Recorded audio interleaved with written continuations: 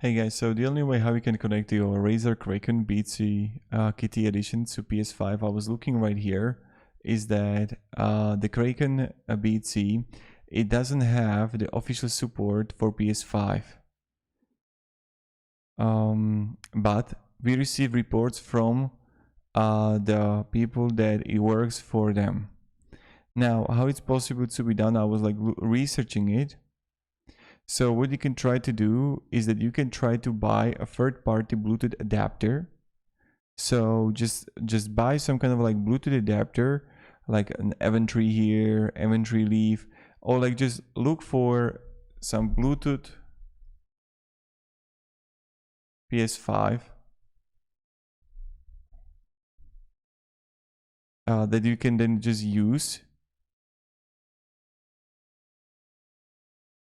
Like for example, this one. And you're just gonna connect it, right? So this is something that you can try to do. Maybe it's going to help. So you see right here, you're just gonna connect it to it. And maybe it should work, but it's like you need to just try. I just want to make this like quick video for you.